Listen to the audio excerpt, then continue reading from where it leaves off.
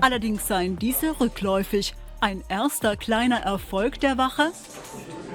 Polizeibeamte wie Philipp Valentin jedenfalls zeigen vollen Einsatz, um das berühmt-berüchtigte Pflaster ein wenig sicherer zu machen. Dazu gehört auch Undercover-Arbeit. Unten vor der Wache kommt ein Funkspruch herein. Philipp Valentin übernimmt. Also ich habe immer noch nicht einen schwarzen Kopf gesehen, Chat. Kollege in Zivil hat eine Drogenübergabe beobachtet. Zugriff. Die Beamten durchsuchen die Männer. Einer von ihnen hat von einem Dealer Pillen gekauft. Yo, Perks!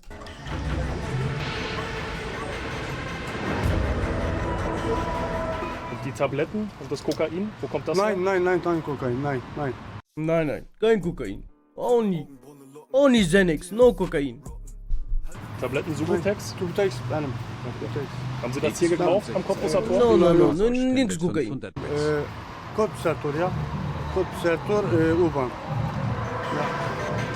Der Käufer ist da, aber Der Plug. einer fehlt, der Dealer. Ja, wo ist der Plug? Beschreibung zu dem Händler, ca. 1,75 groß, schwarzes Basecap, schwarze Westenjacke und grüne, dunkelgrüne Ärmel. 5 Minuten später fasst die Polizei MOB auch den Gangmember. mutmaßlichen Drogendealer. Keine 300 Meter entfernt sitzt der Gesuchte. Die Handschellen klicken und der Mann lässt sich widerstandslos mit auf die Wache nehmen. Für die Berliner Polizei ist das Gebiet rund um das Cottbusser Tor einer von 7 schwer kriminalitätsbelasteten Orten, wie es im Beamtendeutsch heißt. Bedeutet konkret, Natürlich wieder ein schwarzer Chat. hier kann theoretisch jeder jederzeit anlasslos kontrolliert werden. Ja, der Kotti hat seit Hätte nicht ein anderer sein können. Natürlich müssen sie den rauspicken. Jahrzehnten eine sehr, sehr große und offene Drogenszene. Und mit diesen Menschen muss man halt tagtäglich umgehen. Also es sind ganz viele, ganz krasse Schicksale, die da irgendwie mit reinspielen. Hinter jedem Menschen, der hier am Kotti steht, beziehungsweise der hier seinen Tag verbringt, steht irgendwo eine Geschichte, ein persönliches Schicksal. Und man darf das definitiv nicht zu nah an sich ranlassen. Also es bleibt Dienst und ja. Schicksale, Gewalt und Drogen. Doch der Szene-Kiez ist auch zu Hause für viele Familien. Vom Wohnzimmerfenster aus Digga, in Berlin sind so viele Crackies, ne? filmen Anwohner hier die Drogenabhängigen vor ihrer Haustür. Mann, Chat, Digga, denkt ihr, ich meine das ernst, was ich gerade sage? Ich mach Jokes. Die zudem mit einem Messer bewaffnet sind. Das ist Alltag hier, aber auch ein buntes Miteinander, so erzählen Kotti-Bewohner. Ist Alltag hier, aber auch ein buntes Miteinander, so Oh mein Gott. erzählen Kotti-Bewohner, gehört dazu. Er kennt das Mit- und Gegeneinander am Platz genau. Erkan Yasorolo ist bestens vernetzt und tief. Wait, war das Shindy? So erzählen Ja. Kotti-Bewohner, auch direkter Nachbar der Polizei. 2009 hat er das Café Kotti eröffnet. Hier kommen Menschen aus aller Nationen und Kulturen zusammen. Die 9 Uniformierten Die komm ein Chai trinken. nebenan lösen in ihm widersprüchliche Gefühle aus. Wenn ich Geschäftsmann denken würde, würde ich sagen, ich bin unglücklich. Aber wenn ich jetzt als dieser Raumaktivist sagen würde, ich bin glücklich, dass der Polizeiwache da ist, dass an dem Raum wirklich erst einmal Sicherheitsgefühl Asla-Kaffee. gegeben hat. Ein ungutes Gefühl hat der Cafébesitzer allerdings beim einzigen Weg hoch zur Wache. Gäste, Anwohner, Polizisten und oftmals pöbelnde Verbrecher müssen sich die schmale Treppe teilen. Für niemanden eine gute Situation. Deshalb sucht er Kontakt zum Chef nebenan. Gemacht werden muss, dass es andere Treppe kommt oder breite Treppe kommt. Und dass die Beamten, dass wir kennenlernen als Nachbar. Sozusagen diese aktive Beamten müssen noch mehr soziale Kompetenzen zeigen. Sich anfreunden und durchgreifen. Beides Digga, was geht da? müssen die Zugezogenen in Uniform leisten. Yo, Das schwöre ich bei meiner Mutter. Mein Arschloch, was soll's? Auch wenn sie dabei regelmäßig bepöbelt und beleidigt werden. Traumjob Kotti-Polizist? Wohl eher nicht. Die Gewerkschaft der Polizei sieht die Kotti-Wache nach wie vor skeptisch. Zunächst mal. Ey, Chat, wie ist nochmal dieses eine Format, wo diese Videos von diesem Kanal, wo die so auf der Autobahnraststätte, wo sie so daneben gekackt haben und da kamen so Leute, so Reinigungskräfte und so. Wie hießen die nochmal?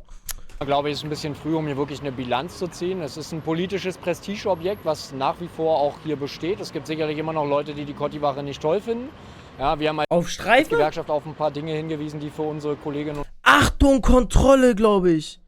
Sie genauestens beobachtet, wie der Fall Video, by the way. Achtung, Kontrolle. Ich schwöre, diese Videos sind so lustig. Ja, sind das die? Beliebt? Ich glaube, das sind die, oder?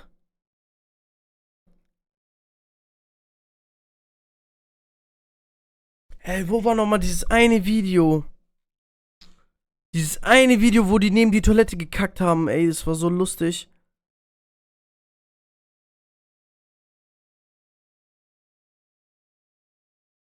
Wo ist das, Chat?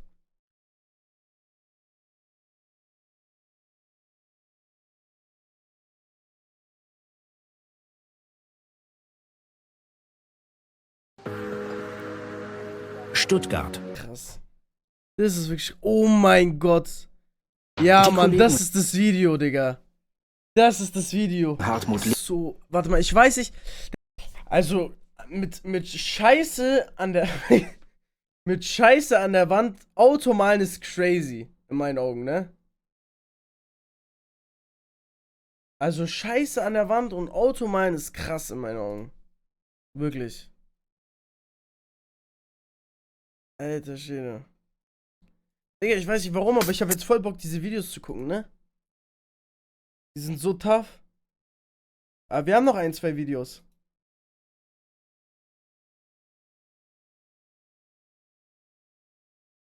Die sind ehrlich W, ne? Was kann man denn gucken? Achtung, Kontrolle.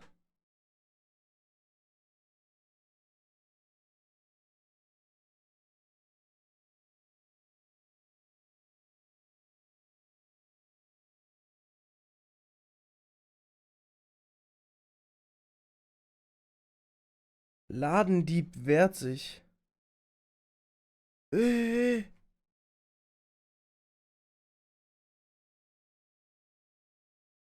Das mit UFO 361? Das haben wir letztens schon gesehen.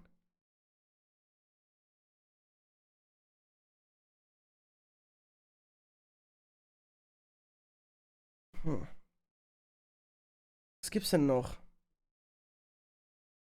Oha.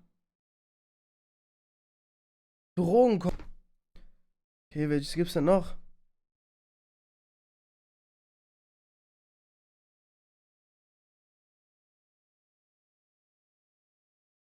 So, Ladendieb ist schon dope, oder? Alter, Digga, das ist crazy.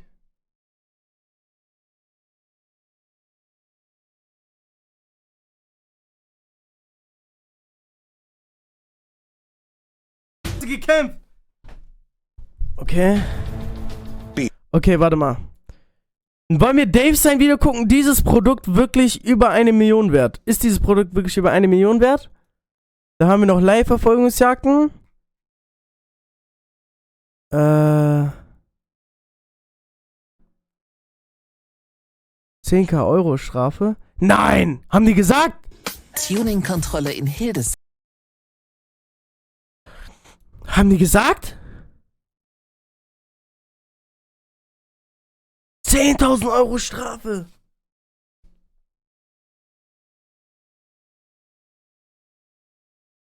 Alter. Verfolgungsjagd. Okay, schauen wir Verfolgungsjagd. Let's go. Craziest police chase caught on camera. Let's go. Also die krassesten Verfolgungsjagden in einem Best-of zusammen, Chat. Ich bin gespannt.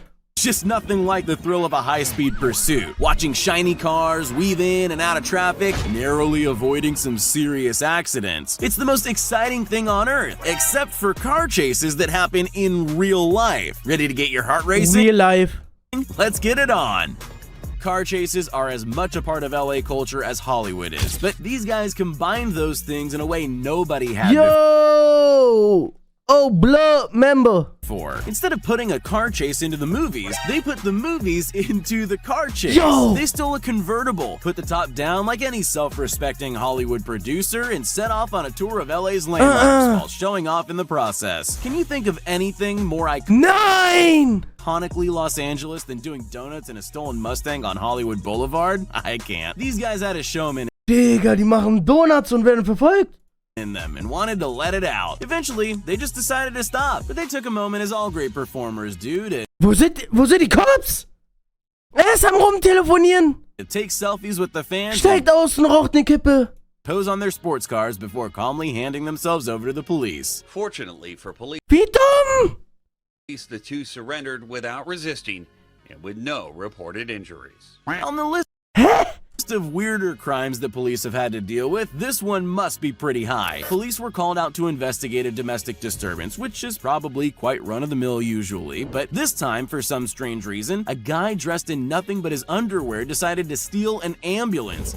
Felipe! We'll probably never Klaut einen Medikwagen! know why, but he seemed really serious about it. It Yo! led to a chase through the streets of Philadelphia that lasted more than an hour. Even the ambulance thief Mehr als eine Stunde? Das ist krass. Guck mal, wie er fährt. looked like he wanted to give up at one point when he pulled into a parking lot Yo, er ist in Boxershorts! and opened the door, but he decided against it and took off again. He looks like he thinks he's playing bumper cars with police cars, and eventually drives down the street with sparks flying out around him because he's got no tires left, and he Yo! still looks like he doesn't want to Ohne Reifen. stop. Finally, police managed to physically drag him out and onto the road. Still in just his Digga, die packen ihn underwear. raus, einfach It's an seinen not a good Beinen. look. Strip Ey! finishes out and onto the road. Still Mickey. in just his underwear. It's not a good look. Strip finishes the job. The ambulance comes to a stop on Tolbert Street. Speaking of brazen criminals, you'll never believe this guy. He carjacked a truck with a woman and they sped off into the distance at a crazy 110 miles per hour. Digga, wie viel ist das in km/h? 180 oder so, ne? 190. That's when the police chase took part. And it was a serious chase, with the truck hitting the police car several times in an attempt to escape. But it didn't quite go the way the thieves planned. Instead, they went off the road and crashed into the desert in a dramatic cloud of smoke. The man took off on foot, but bizarrely looks like he's turned Er hat Breaking Bad gedreht.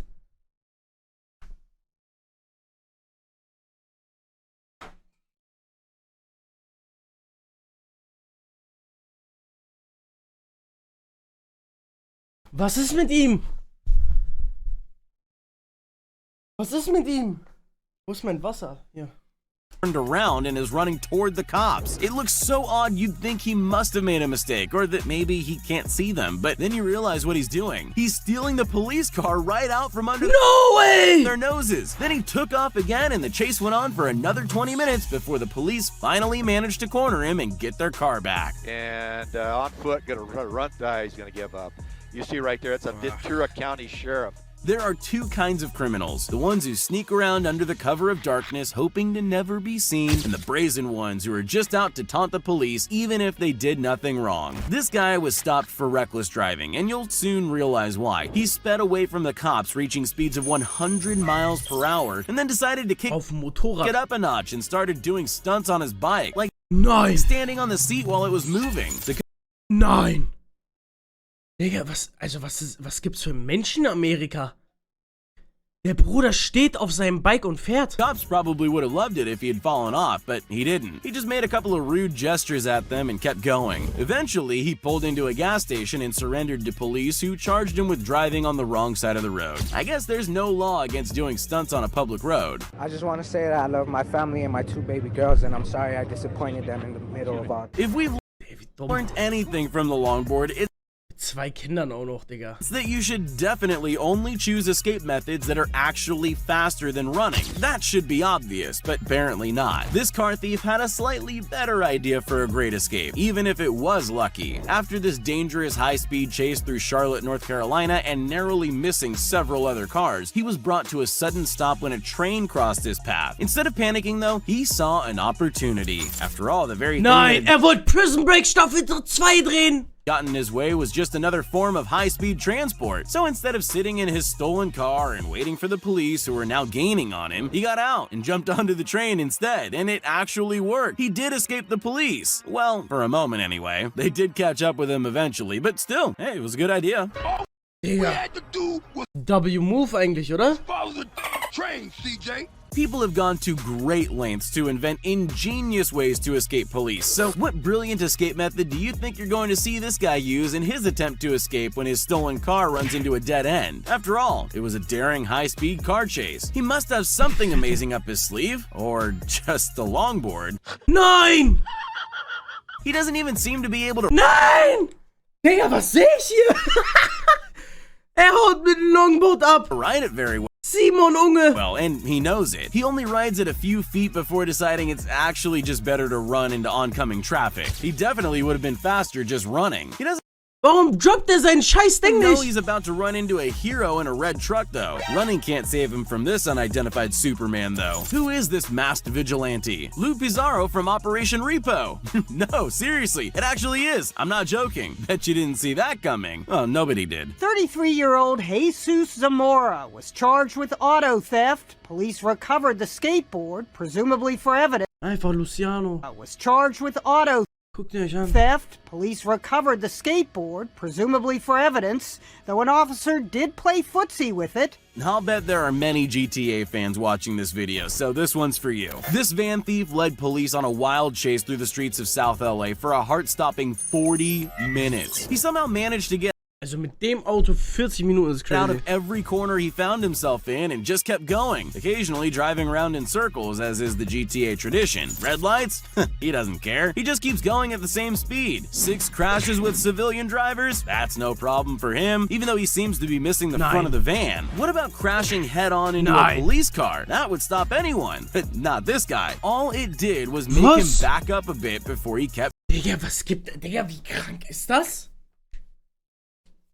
going. Not even driving over several spikes